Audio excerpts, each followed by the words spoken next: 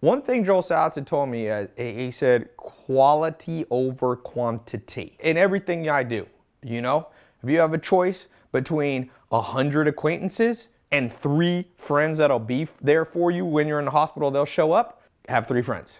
If you have a choice between 1,000 crappy books and 3 gangster books like Managing Oneself, like Charlie Munger's Poor Charlie's Aunt, you read those 3 books over and over and over, you'll be way richer than the people reading, 100 ding-dong books written by God knows who that just got a pen. What did you say the other day ago? Listen way more to way less people? Yeah. Oh, if I could, my number one regret, listen to very few people in life. Even your own family will give you bad advice because they don't always have your best interest. Yeah, they're not qualified, and there's something called perverse incentives that Charlie Munger talks about. Beware of perverse incentives. Sometimes your parents, your friends, your cousins, your uncles give you advice for what perverse incentive doesn't have anything to do with sexual perversity. It means they don't really care about you at that moment. So for example, sometimes parents tell their kids, you should be a doctor. Well, the kid, or like you should be like an engineer. And the kid sucks at math. It's because the dad wishes he had been an engineer. Right. So he projects onto his kid, fulfill well, that's not good advice. Right, and he might have just said it in a moment when he's fed up at work. It's not like he calculated it. Yes, it's a perverse incentive. He's not truly thinking about you. So anyway, beware of who you listen to. And the best way to know who to listen to, results talk, bullshit walks. If you want to know why to get on this program and learn social media, ask around. Has anybody ever heard of me on social media? If the answer is no, never heard of Tai Lopez, never seen anything, you go to my Instagram, it looks like an Instagram that's dead, well then you shouldn't learn from me. I don't know who would teach you because there's no one else even trying to teach this. There are people better than me at social media, like the Kardashians. They crush social media, but they don't have a course. And they also started with a TV show. Yeah, and it's a complicated thing. The Kardashians, not everybody here, like I respect what they've done, but I don't want to be a Kardashian. Like I don't want to, like I don't want to I have my own thing that I like. I stay in my own circle. But my point is, I'm not saying I'm the best. I'm just saying I don't know who else you're going to learn from. And I'm pretty damn good. And more importantly than that, I spend a lot of money. And if you learn from me, I'm going to save you 20 million bucks. Feel free to spend the 20 million and learn. And it's more than 20 million, but let's just say 20 million. My lawyers always tell me, go low on these numbers. If you feel like, fuck paying Tai $1,000, I'll spend 20 million running all the experiments he run. If you're not that good with math, then I'm like, you definitely shouldn't be in my program. You can't do that math. All I look for in life is shortcuts. Like I'm getting in the music business now. Dude, I got on the phone, I'm like, Akon, he came over here, like, Akon, talk to me, man, what do I need to know? Akon, first of all, you were the #1 guy for years, he was top Billboard guy, top of the charts. Then he took over Lady Gaga, made her #1. Okay, teach me what you know. Then I got other guys, I won't say some of their names, just because the highest of the high, Rock Nation level people. So I love shortcuts. I am the shortcut man. Like this guy that was trying to roast me at the beginning and say, hey, Tai, beautiful women only around you because you have money. I'm like, great, that sounds like a shortcut for somebody like me to get beautiful women. I'm good with that, man. I'm down. First of all, he is correct. Women like men who can do shit. So if that's your insult to me, you basically saying, Tai, you know how to do shit and women like that. Yes. Guilty. Guilty. But even if it wasn't true that I'm just like, shortcut. This dude's gonna try to, I don't know what he's trying to do, but he's on. My brother Jacob one time, when he was 4 years old, we were driving somewhere and my mom went the wrong way and my brother Jacob goes, Mom, is this a long cut? And that's a pretty profound statement from a 4-year-old. Here's why. Most people on the long cut route. I did the math. You can do it with your own calculator. The average person will become a multimillionaire. Every person you know, if, and this is a big if, they live to 120. Do the math. The average American by age 60 has about $60,000 saved up. Do the compounding at 8%. When do they hit millionaire? About 100 to 150. So great. You want to be the old man in the Ferrari? Because I live in Beverly Hills. I go down to Beverly Hills, there's some old ass mofos pulling up in Aventadors. Yeah. Well, I ain't an old ass dude. In a walker. It's kind of sad to watch. I mean, it's crazy. Yeah, there's guys. Do you want to be that person? I'm not making fun of them. I respect it. Hey, if you're 100 and you got a Lamborghini, hats off. But I don't want my first Lamborghini at age 100. I want one I can actually see and drive. So I'm saying some of you want to take the long cut, and I've never understood it. I had a dude tell me, never pay for online education. Wow. I said, let me get this straight. Let's just put this guy in the pros and cons. Let's put him in the will pay, won't pay category. Let's call him Joe. I don't remember his name. So Joe will pay for a Subway sandwich, $5. He never would buy a Subway sandwich, walk in and be like, where's my Subway sandwich? And then just walk out and they're like, where's the money? It's me. I get free Subways. No, you're gonna go to jail for that, $5, right? He will pay for that.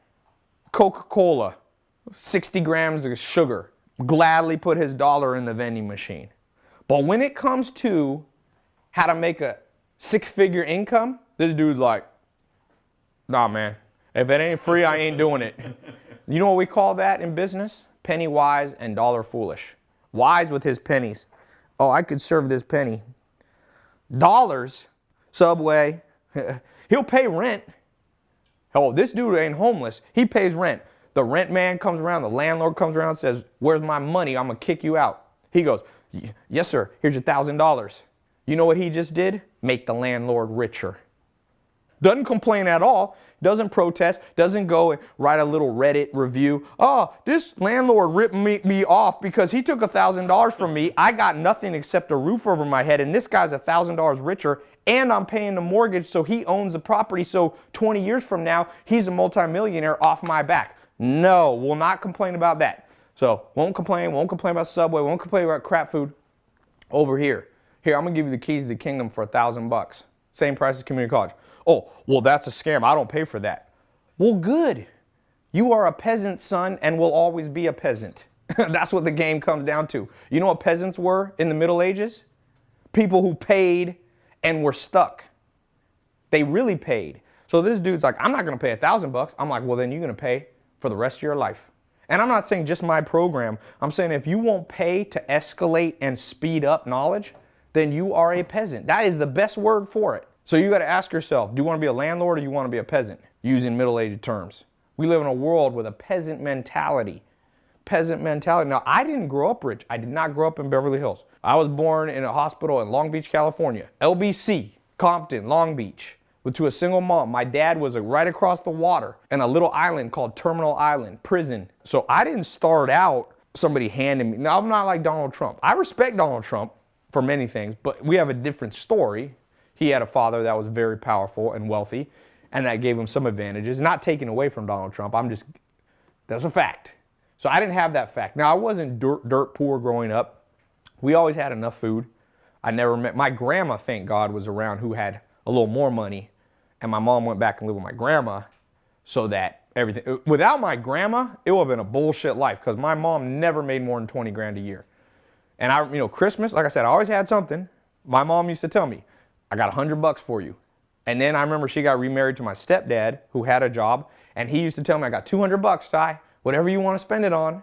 So like I said, I always had Christmas presents, but I see kids in Beverly Hills getting like a BMW. I got $200. So I'm saying, rise from the ashes. It's possible. You can rise from the ashes. I've done it. There's no store. I didn't get a government subsidy. Like I said, I got advantages like I was born in America. It was free. A country that had a lot of freedom. I was born healthy. So there's a lot of advantages, and every success story has a streak of luck to that, and I'm willing to acknowledge that. But what I'm saying is, it's possible for you, despite whatever you have. Because everybody has this thing, like, here's why I can't do it. And so what you got to do is you have to put, with a highly logical mind, you got to put the can'ts and the cans, and I guarantee you, 99% of people on this call and I've ever met, the cans outweigh the can'ts. And that's why you even see people. I do Brazilian Jiu-Jitsu, okay, under a guy named Rigan Machado. It's 5 brothers, the Machado brothers. The Gracies and the Machados are the most famous family in martial arts, okay? And I like both of them. I do stuff with the Gracies too, Rener Gracie, but Rigan is who I got my blue belt under. His brother is a guy named Jean-Jacques Machado, okay? He's almost the most well-known instructor. Like Joe Rogan got his black belt under Jean-Jacques Machado. If you know 10th Planet, all these famous people, okay? He was born in jiu-jitsu with a hand that is not fully functioning. I'm not sure exactly what it is, but he can't use it. So in jiu-jitsu, which is a sport that you use your hands and your legs, right? This dude, Jean-Jacques, he's a coral belt. The only thing higher than that is red belt by the founders. He doesn't even have one full hand, and he destroyed everybody. I mean, Jean-Jacques is like Higan. These guys were almost undefeatable. Anybody, and they lived in Brazil. Let me tell you about Brazil. You get in more street fight. Brazil, people will street fight. You've never seen a country like street fighting like Brazil. So I estimate for every tournament they had, Higan probably fought about 700 fights.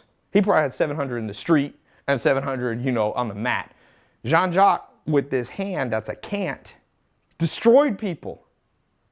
And he wasn't in like a special Olympics category where it's like everybody's handicapped. He destroyed people. And it's the same thing. Everybody here got their thing that's their crippled area, whether it's how you were born. Like I would have done a lot better if I had a dad. I'm sure it would have been easier for me. I see people who had dads. When I was a little kid, I always wanted to have a dad. I remember that was a big thing. I was like, oh man, I'd be like 7 and all my friends would have dads. And I'm like, I wish I had a dad. So that's a crippling thing on your psyche, right? So it's a psychological crippling. But out of that, you know what I learned?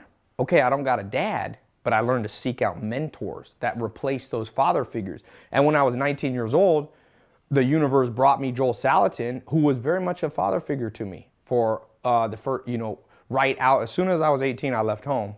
I didn't have the best upbringing, family, and even when I was older. But right when I could, I took it on myself and I went. As the saying goes, when the student is ready, the teacher will appear. And the teacher appeared, and it was Joel Salatin. And he helped me with that father figure. And then right after that, I realized that it still wasn't enough time. It was only a couple years. I went and I found the Amish, and I live with the Amish, who are very nice people. And they're also father figure, like healthy homes. There's a father, a mother, and kids. Zero divorce, zero abuse. It's just a normal place to live. And that was multiple years there. So about 7 years, I stepped away from the world, and I reformatted my brain, all the stuff that I didn't get at age 7. And so, now it's a thing that people, that I've been able to help other people with, is understand the role of mentors, whether they be in books or in person or in programs like this. So you can turn your mess into your message. For those of you who live in a small town, that becomes your message. When you reach out to businesses and say, hey, I can help you for $1,000 to $10,000 a month, they say, why should I hire you? You say, listen, I live in a small town, middle of North Dakota. There's nothing to do here. All I do is work for you. That's all I do. Now, some of you, certain race. You go out of the world, it's crippled me to be this race. Go find other people of your race. Be like, you and me are the same. We have gotten held back. I'm gonna help your business rise up. And they'll pay you. You can always turn your mess into your message. Like I said, Jean-Jacques Machado, he's got this hand. I guarantee you, sometimes he's training students and they're like, oh, I can't do this. It's so hard. And he probably just looks at them and goes like that, and they look down and like, this dude's doing it with one hand. So wherever you are, if you're super fearful, you use that fear to drive you. Fear can be a powerful tool. Some people don't have enough fear. You ever met someone who doesn't have enough fear? Yeah. They're gonna pick a fight with anybody. They're gonna, oh my God, one day someone's gonna call your card. So you can use your fearful personality for your advantage. You can even come into businesses and you can say, I'm always fearful. I try to protect, and I see your business. Man, you should have more fear. You're missing 100 clients a year. Yeah, fear of loss. Let me protect your business. Yeah, powerful. So there is nothing, once you have the tools in this modern world, that can't be leveraged. Nothing. I can't think of one thing you can't leverage into extreme power, real power. Like I said, I saw Larry David, Curb Your Enthusiasm, almost the highest paid person in history of TV. He did Seinfeld. I think he made $300 to $600 million from Seinfeld. I was at the Laugh Factory. He was there, and some dude heckled him and yelled out, because he's an ugly dude. Larry, even by his own, I went to lunch with him, me and him, last year, or was it last year? I think it was last year. Yeah. Went to lunch with him here in Beverly Hills. He's exactly like he is on the show. My 1 hour lunch with Larry David was like being on fucking Curb Your Enthusiasm. Anyway, so I'm there with Larry David, and then it was comedy another day, and he's doing jokes, and someone heckled like, "You only got pretty women because you're rich." And he goes, "That's why I became rich. Look at me." So he turned his ugliness into a drive when all the pretty boys, let me just tell you this about pretty boys. They know rich pretty boys. You ever looked at the Forbes list? Name a good-looking rich guy. Bill Gates. He looks like a hobbit. You got Steve Jobs. I mean, these dudes, they're not all ugly, but there's no Calvin Klein models. You know why? Because Calvin Klein models, life comes too easy to them. So some guys are like, I wish I was taller, I wish I was stronger, I wish I was better looking. Same with women. If you want to make money, that's not a good wish. Better wish is, I wish I was ugly, because then I got no distraction, everybody laughs at me, and I go out and I become Bill Gates, 16-time richest man in the world. Who was laughing then? Who you think could get more women? You know that meme on Instagram that's like you versus the guy that your girlfriend says don't worry about? Oh, you would, if Bill Gates would have really liked your girlfriend, you're gonna lose your girlfriend. Because some people say money can't buy, enough money will buy you whatever the fuck you want. So Bill Gates will be like, I really like you. And I'll tell you a true story about this, because some people won't believe me. This billionaire, I read a book, I can't remember who it was, but he wrote a book and he said, some people say you can't buy love with money and some women can't be bought. Now again, take this with a grain of salt. I'm not condoning trying to get women with money. I'm just telling you this book that I read. This is hilarious because it's hard to argue with his facts. He said when he just told a story about this girl that he met that wasn't that interested in him, but agreed to go on one date. So they went on one date, like coffee date. And he said he just kept it short, and then he said to her, you know what? Could I see you on Saturday? I got something cool I want to do for you. So the girl goes, okay, like she agreed. And so he called her and said, can you bring a friend? Bring your best, closest friend and meet me down at this private airport. He's like, I got a surprise for you. So Saturday, her and her girlfriend drive down to the airport, and there's a chauffeur there and a butler there, and the butler comes out and said, we're very sorry. Mr. So-and-so could not make it on this trip. And they said the women were like, oh, we drove all the way down here. And the butler said, but don't worry. You have full use of this private jet. It's going to fly you to Milan, Italy. And we know you like clothes, so he's loaded up these 2 credit cards with $150,000 on each. Take them and have a great shopping spree. He said, you know what? I got a second date after that. So again, back to Larry David, you can be ugly and that becomes your fuel. You might be able to get more second dates. Again, don't go in this program to get women with money. You know what I'm saying? That is not what I'm saying. I don't want to piss anyone off. I just found that to be an interesting story. I don't want to piss anybody off. Yeah, I actually don't care. But you know what I'm saying. I don't think you should try to buy women with money. But you can buy experiences with money. Nothing unethical about that. Yeah. Nothing unethical about that. What's unethical about buying experiences? In fact, a Nobel Prize winning author, I think it was Daniel Kahneman, said happiness increases with money if you use it to increase experiences. So like, I'll give you an example. I was in California and I realized that no one thought the World Series was going to go to Game 7 this year. And then it was like Game 6 and I was watching it and it was at night. It was a Tuesday night, I believe. And I was in Napa because I was judging the Robb Report, the 2017 Robb Report cars. I'd driven all the cars. And I was like, Zach was with me. He loves baseball. I don't really love baseball, but the World Series is cool. So I said, Zach, let's go to the World Series. So we're in this little ass airport because we're in Sonoma. There's no commercial jets to Cleveland. So I'm like, shit.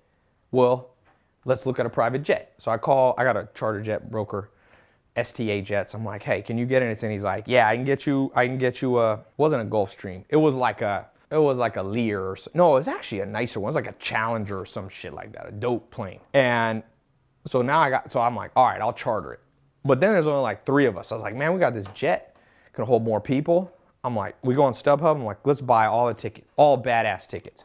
Then I realized who in my life are old friends that I've lost touch with that love baseball. And I was like, Zach's brother, Andy, who lives in Houston. So we quickly texted him, we want to go to the World Series tomorrow.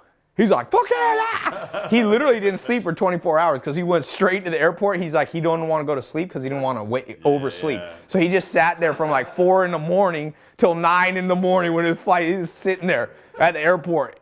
And then Rick Field and John DeWar, my second business partner after Joel Salatin, they like baseball, Rick Field. So I bought them all tickets. We fly. Then I was on StubHub. I'm like, what tickets should we get? So I don't know if you saw the news where they're like, StubHub, somebody spends 50 G's for World Series tickets. That was me.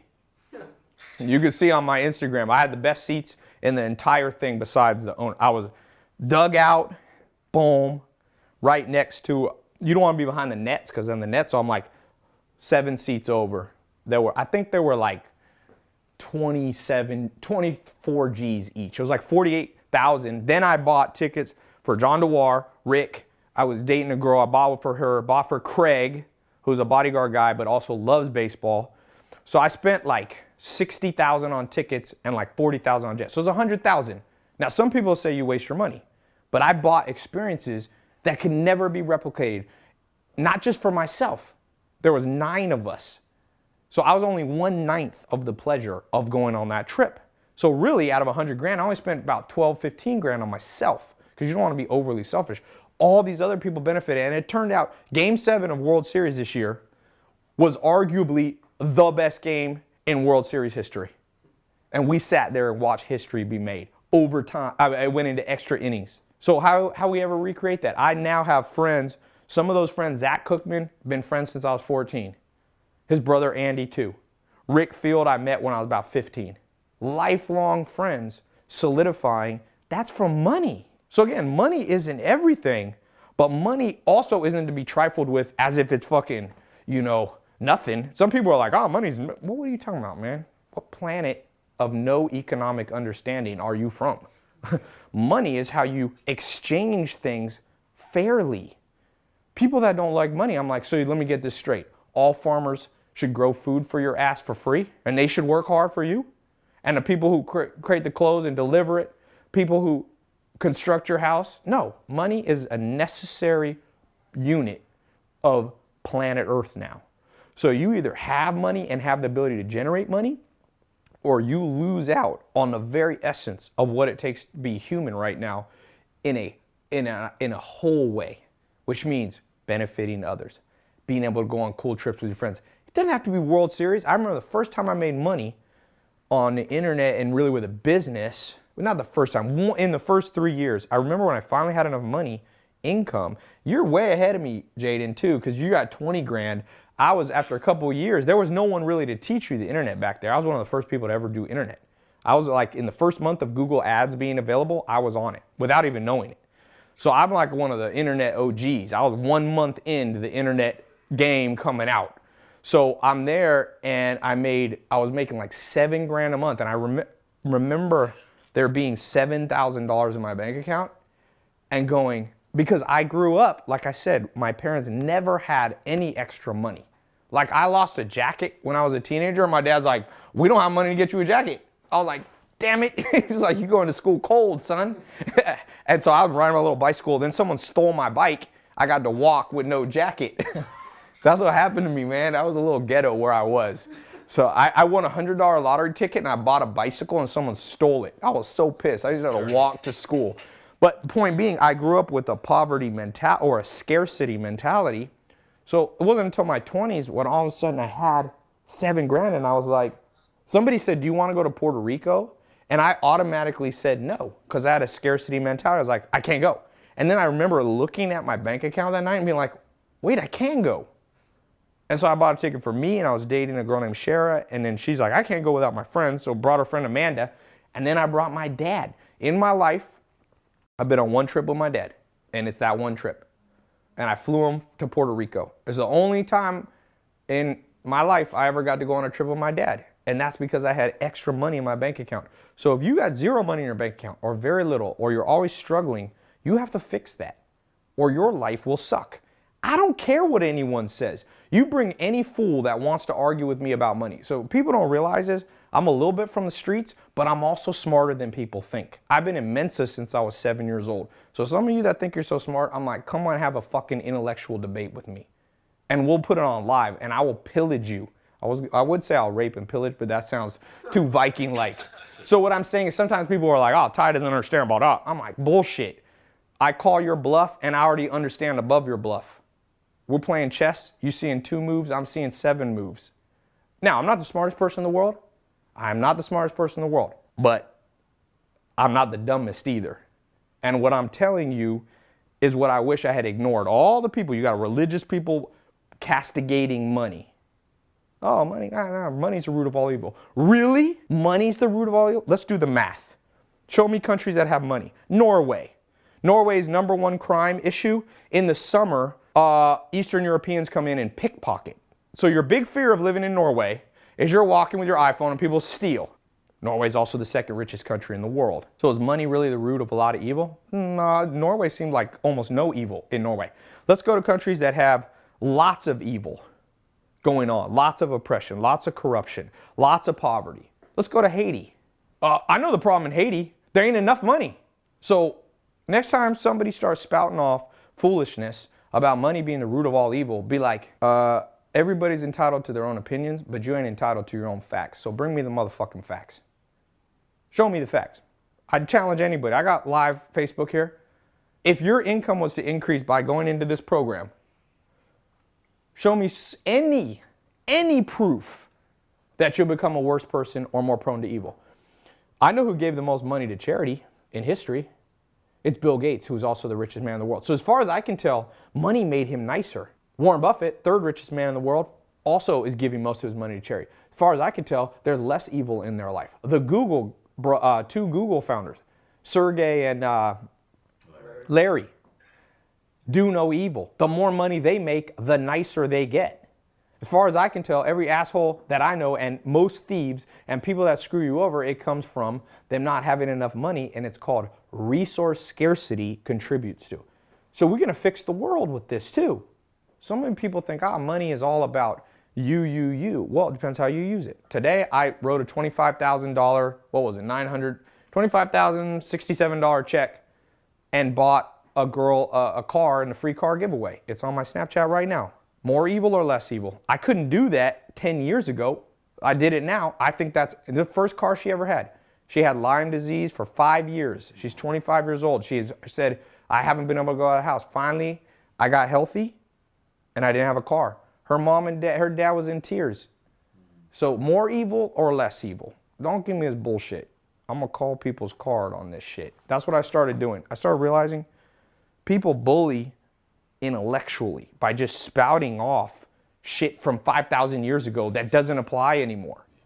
This game is in. The Malthusian philosophy that the wealthier we get or the population increases, that everything goes to shit. You were proven wrong. That the Malthusian theory came out in the late 1800s.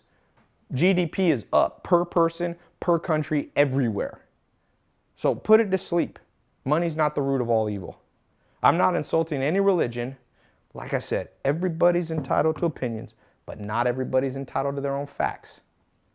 If you have some doctor working on you and you're like, I broke my arm, and he's like, I want to do a rain dance around you. You're like, why? You're like, well, in my opinion, that's a great way to heal you. Be like, I like a cast because facts show that a cast heals a broken arm by setting it and keeping it straight. Every one of us are entitled to opinions, but please spare the world with facts.